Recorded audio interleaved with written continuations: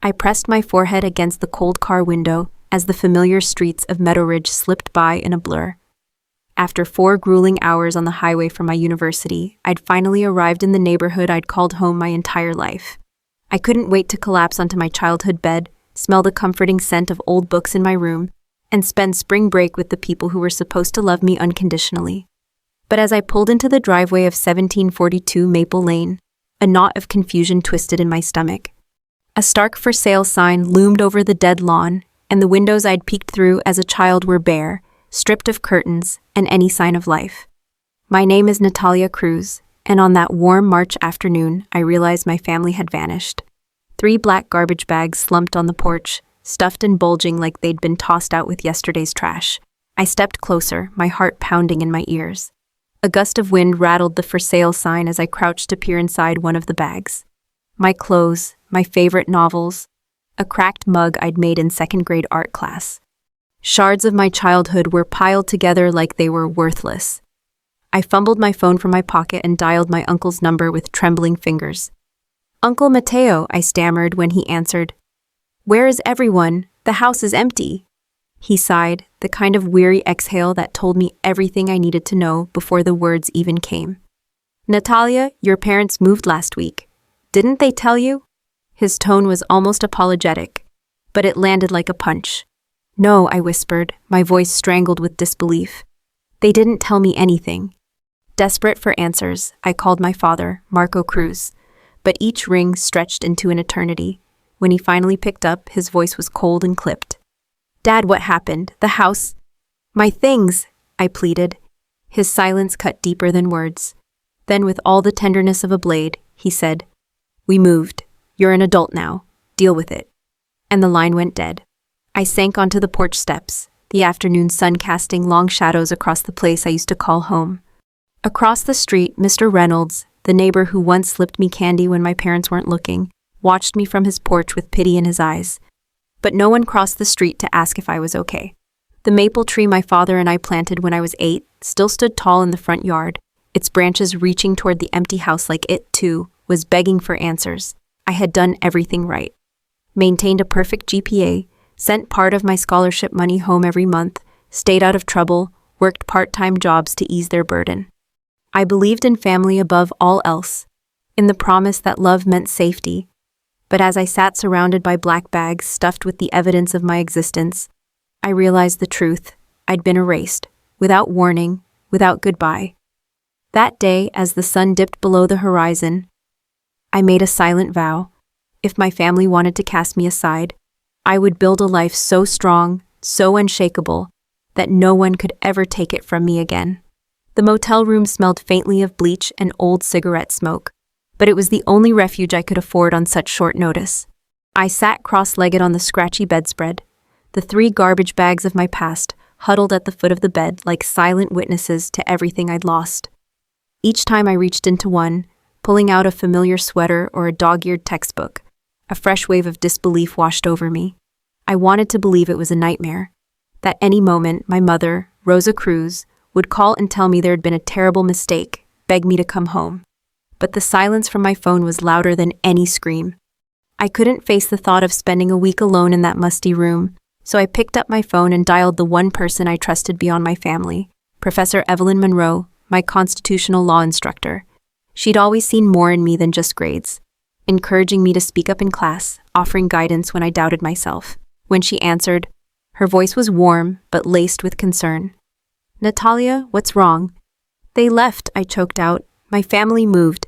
They didn't tell me. They just left everything on the porch." For a moment, the only sound on the line was my ragged breathing. Then Professor Monroe's voice cut through my panic like a lifeline. "You're not alone, Natalia. Listen to me, pack your things and come stay with me until the dorms reopen. We'll figure this out together." Relief surged through me so intensely it made me dizzy. By midnight, I was at her home, a tall Victorian with creaky wooden floors and the comforting smell of books and fresh coffee. She welcomed me with a tight hug, leading me to a cozy guest room where 2 elderly cats blinked at me sleepily from the bed. "There's no time limit here," she assured me, pressing a spare key into my hand.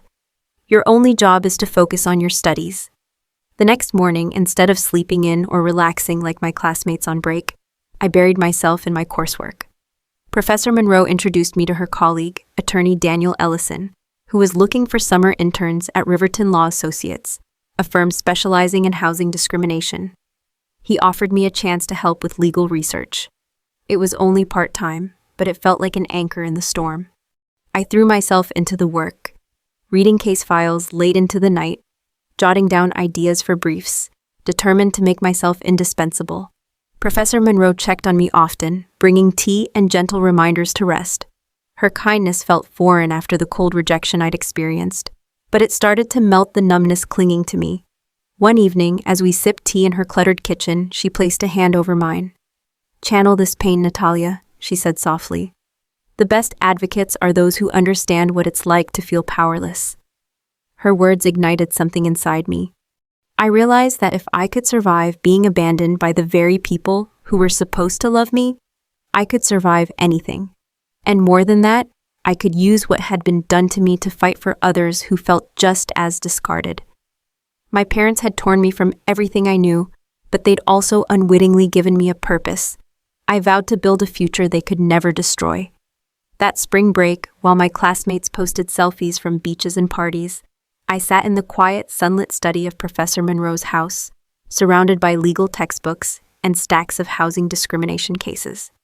Every morning, I took the bus to Riverton Law Associates, where attorney Daniel Ellison welcomed me into a world I'd only glimpsed in lectures.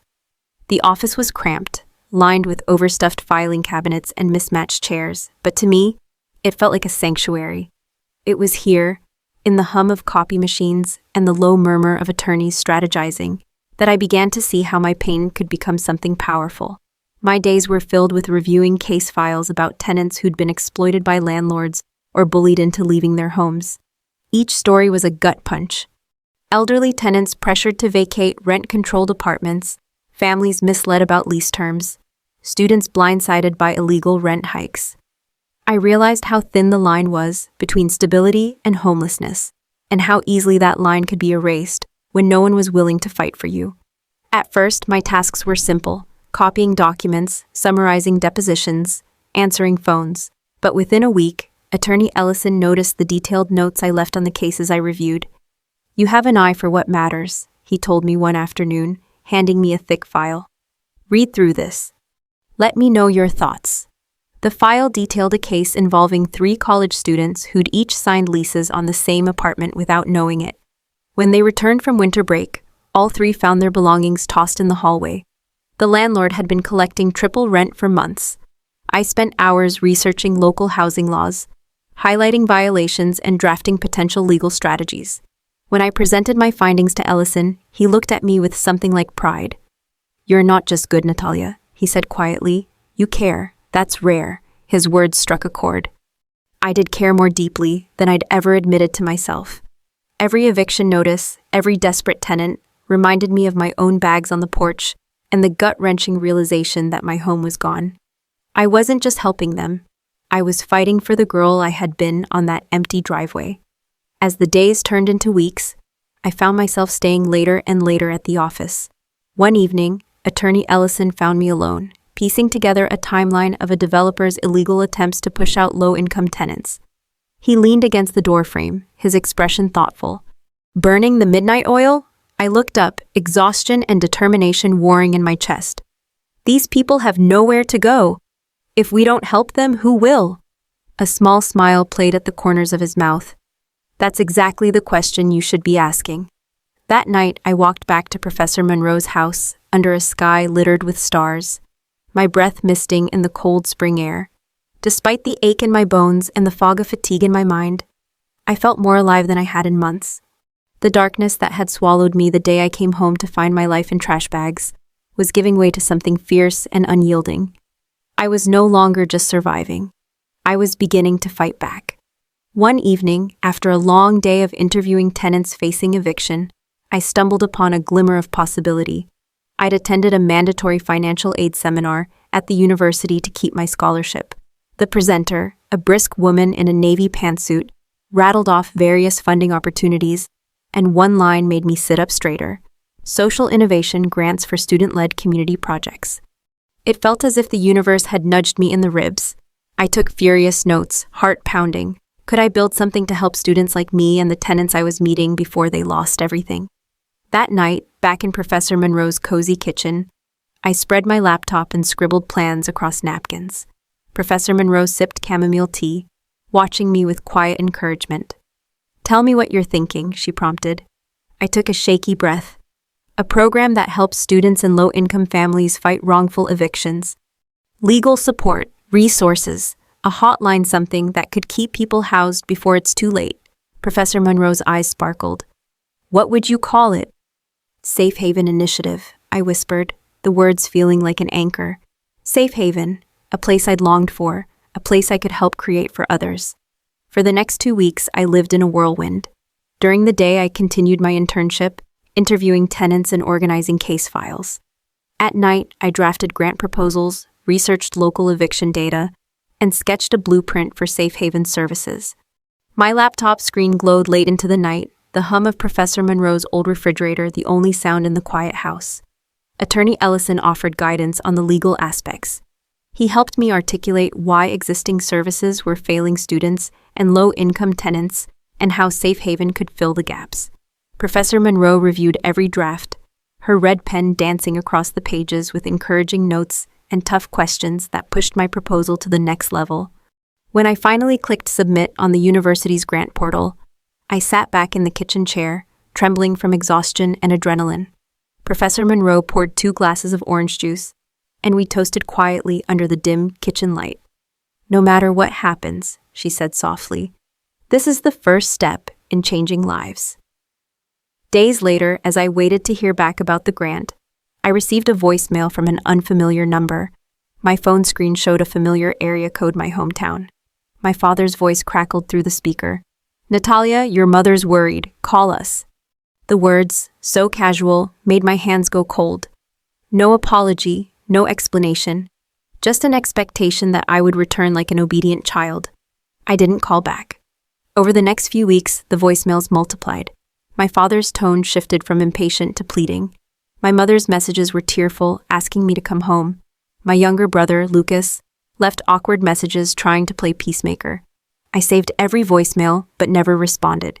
Each call reminded me why Safe Haven mattered. If my own family could throw me away so easily, how many others were teetering on the same edge? As spring melted into summer, I waited anxiously for word on the grant, determined that, one way or another, I would make Safe Haven real. The weeks that followed were a blur of hope and gnawing anxiety. Each morning, I checked my email compulsively, my stomach dropping every time I saw an unfamiliar sender, only to deflate when it was a spam offer or a campus newsletter. The calls from my family continued, becoming a cruel metronome in my day. Some were angry. "This silent treatment is childish, Natalia." Others were desperate. "We're your family, we're worried, please call us." None contained the words I needed most. An admission of what they'd done, or an apology. Then, on a muggy Thursday afternoon, the email finally came. Subject: "Congratulations, Safe Haven Initiative grant awarded." My hands trembled as I read and reread the message, disbelief giving way to a rush of joy, so intense I had to steady myself against the kitchen counter. The grant was real, $25,000 to launch Safe Haven. I immediately called Professor Monroe, and when she answered, I could barely get the words out through my tears. "We got it," I gasped. "We really got it." That evening, we celebrated with takeout Thai food spread across Professor Monroe's dining table. Attorney Ellison joined us, and the 3 of us mapped out the next steps for Safe Haven. We decided to set up shop in an unused conference room at Riverton Law Associates. The firm's partners agreed to let us use the space rent-free, impressed by my proposal and the buzz it had generated in local legal circles. Soon, 2 paralegal volunteers signed on to help, and a few law students offered their time in exchange for clinical credit. Our first weeks were chaotic. Flyers went up across campus and at community centers. Calls poured in from students terrified of losing their apartments, single parents facing illegal evictions, and elderly tenants struggling with predatory landlords. I worked around the clock, splitting time between classes, internship duties, and Safe Haven's growing caseload. Late at night, I lay awake in Professor Monroe's guest room, exhausted but exhilarated. Each call I answered, each eviction I helped stop, felt like stitching a piece of myself back together. But as Safe Haven grew, so did the intensity of my family's efforts to reach me. My phone filled with voicemails from numbers I didn't recognize, cousins, old family friends, even my childhood neighbor, Mrs. Ramirez, all pleading with me to call my parents. "Your mother cries every night," my Aunt Sophia texted. "How can you be so heartless?" But each message only steeled my resolve. My parents wanted forgiveness without accountability, but I couldn't offer it to them. One evening, as I packed up case files in the Safe Haven office, Attorney Ellison leaned against the doorway. "You know," he said quietly, "you don't have to do this alone." He gestured around the cramped room, cluttered with eviction notices and intake forms. "We believe in what you're building, but you need to let yourself rest sometimes." His words landed like a soft blanket. I hadn't realized how tightly I'd been wound until that moment. For the first time since I'd found my life in garbage bags, I felt the weight of it all and the comfort of knowing I wasn't alone anymore. Safe Haven wasn't just helping others, it was helping me heal. The momentum of Safe Haven carried me through the fall semester like a current I couldn't and didn't want to escape. By October, we'd assisted 23 students in avoiding wrongful evictions. Each victory felt like a small act of rebellion against the powerlessness I'd felt that day on my porch. The university's student newspaper picked up our story, running a profile with the headline, "From Abandonment to Advocacy, Student Leads Fight Against Housing Injustice." The piece included photos of me with our small team in the Riverton office, smiling among stacks of case files. Seeing myself in print, not as a victim, but as a fighter, sparked a pride I hadn't felt in years. The article brought a surge of new cases, pushing Safe Haven to its limits. We doubled our intake days, brought on 2 more volunteer law students, and squeezed a second table into our already cramped office. Some nights I fell asleep at my desk, my head resting on piles of intake forms.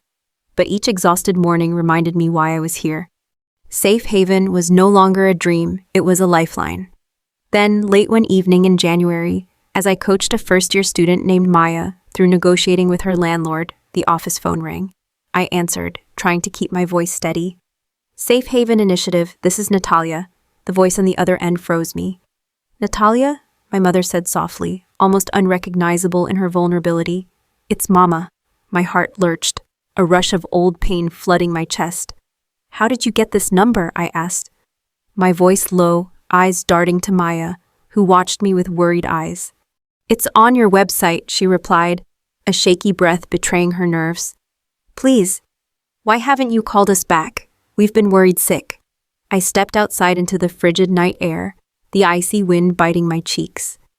"You put my life in garbage bags, Mama," I said, voice trembling with anger and heartbreak. "You moved without telling me, and now you want to pick up like nothing happened?" She was crying now. "We were desperate, Natalia. There were things we couldn't tell you." "Like what?" I shot back, the night swallowing my words. "What could justify abandoning your daughter?" She hesitated, then spoke words that rattled the foundation of my resolve. "Your father lost his job. We were drowning in debt. The bank was foreclosing. We didn't want you to see us like that. We thought you'd be better off if we started over." For a moment, the anger flickered, replaced by a cold, hollow ache. "You should have trusted me," I whispered. "I would have helped." I was helping, sending money every month. I heard her breath hitch. "Your father, his pride wouldn't let him take your help." I closed my eyes, tears hot on my cheeks. Pride. That word explained everything and nothing all at once. "I have to go," I said, the distance between us heavier than ever. "Please don't call here again. This is my work. Respect it." I hung up before she could respond. The silence that followed was deafening but liberating. When I walked back inside, Maya looked up, concern in her eyes. I took a deep breath, steadied myself, and smiled. "Sorry about that. Let's talk about your lease." That night, I realized that setting boundaries didn't make me heartless, it made me whole. After that call, the silence from my family was shattered completely. Their efforts escalated into a daily barrage of voicemails, texts, even emails sent to my Safe Haven address. They ranged from desperate pleas to veiled accusations, all circling the same demand: come home, talk to us, forgive us. But none contained the one thing that could have made me consider it, a genuine acknowledgement of what they'd done. The day after my mother's call, My phone buzzed with a text from my Aunt Sophia. "Your mother cries every night. Can't you show some compassion?" It stung, but each message also reinforced my resolve. Meanwhile, Safe Haven was flourishing beyond what I dared dream. Our success caught the attention of a local news station, which ran a feature on our work, interviewing several students we'd helped. The segment ended with a shot of me in the cramped Riverton office, explaining why fighting wrongful evictions wasn't just legal work, it was personal. I thought I'd feel exposed seeing myself on TV, but instead I felt proud. The calls poured in faster than we could answer them. Our intake folders grew from a small stack to a teetering mountain. Attorney Ellison called me into his office one afternoon as I tried to juggle 3 urgent cases at once. "Natalia," he said, gesturing for me to sit. His tone was gentle, but his eyes were serious. "You're doing incredible work, but Safe Haven needs more than late nights and willpower to survive." He slid a printout across his desk, an announcement from the prestigious Watkins Foundation inviting proposals for their annual social justice grant. "This is the chance to take Safe Haven from a student initiative to a fully funded nonprofit," he explained. "We could hire staff, rent proper offices, expand our reach." The prospect made my head spin. I spent weeks drafting our proposal day and night. I pored over every word. I gathered data on our successes, testimonials from grateful students, and statistics on the housing crisis impacting low-income renters. Professor Monroe helped refine the language. Attorney Ellison guided the legal frameworks. When I finally hit submit, I felt a surge of terrified hope. A few days later, as I arrived at the Riverton office to prepare for a presentation on our proposal, Mrs. Ramirez, our old neighbor from my hometown, called me out of the blue. "Natalia, I hope it's okay that I called," she said, her voice uncertain. "Your brother Lucas gave me your number. He thought you might answer if you saw my name." My heart skipped. "Is something wrong?" She hesitated. "Someone broke into your old house. The police think they were looking for valuables, but the place was empty. They found an envelope with your name on it." My mind reeled. "What's in it?" She opened it over the phone, her voice growing shakier with each word. "It's from a law firm in Mexico. It says you inherited property from your grandmother and there's a bank statement. Natalia, it says you have over $400,000. I sank into my chair, the office spinning around me. The inheritance was real. My parents had known, and they'd left me behind anyway. The revelation of the inheritance unraveled any lingering illusions I'd clung to about my parents' motives. They hadn't abandoned me out of desperation alone. They'd known about the money and still left me behind. Over the next few days, I oscillated between rage and numbness, my thoughts a storm of unanswered questions. Why hadn't they told me? Had they planned to take it for themselves? Would they have ever come clean if I hadn't discovered the truth? Attorney Ellison and Professor Monroe both urged me to speak with the Mexican law firm. When I did, their answers confirmed everything. The inheritance had been finalized months before my parents moved, and notification had gone directly to them since I was still a minor when the proceedings began. They had sat on life-changing news, never intending for me to know. 3 days later, as I was deep in preparation for our Watkins Foundation presentation, the phone rang. The number was unfamiliar, but the area code sent a chill down my spine. It was from my hometown. Bracing myself, I answered. "Natalia, it's Mrs. Ramirez again. I know I shouldn't be calling you at work, but your parents are here in town. They've been asking around about you. I think they might try to find you at your university." The timing couldn't have been worse. Our presentation to the Watkins board was only hours away, and Safe Haven's future hinged on it. But the thought of my parents showing up unannounced, derailing everything I'd built, made my skin crawl. I hung up, heart pounding, and forced myself to refocus on our slides. Case studies, impact metrics, our vision for expanding Safe Haven beyond campus to serve the wider community. When Attorney Ellison and I arrived at the Watkins Foundation, I felt the weight of everything pressing down on my shoulders, my family, the inheritance, the stakes of this presentation. But as I stepped into the boardroom, the polished table surrounded by philanthropists and community leaders, I reminded myself why I was here. Not for my past, but for the students and families who needed a champion. Halfway through the presentation, a foundation assistant quietly entered the room, whispering something to the director. His eyes flicked to me, sympathetic but firm. "Ms. Morales," he said, using my name with a formality that made me stand taller. "There are people outside claiming to be your family. They insist on speaking with you. A hush fell over the room. My throat tightened. Attorney Ellison's hand rested lightly on my shoulder. "It's your call," he murmured. I drew a shaky breath, then lifted my chin. "Please tell them I'll speak with them after we're done," I said, my voice steady. "This presentation is too important." The director nodded, visibly impressed by my composure. As I turned back to the room, I felt a calm determination settle over me. My parents could wait. My future and the futures of those safe havens served couldn't. I finished the presentation on autopilot, answering questions with practiced precision, my mind buzzing with what waited outside. When it was over, the director thanked us, promising a decision within 2 weeks. As I gathered my materials, Attorney Ellison gave me a proud nod. "You were brilliant," he said quietly. Steeling myself, I walked into the reception area, where my mother, father, and brother stood. My mother's eyes brimmed with tears. My father looked both angry and desperate. My brother shifted awkwardly, unable to meet my gaze. "Natalia," my mother began, voice trembling, "we need to talk."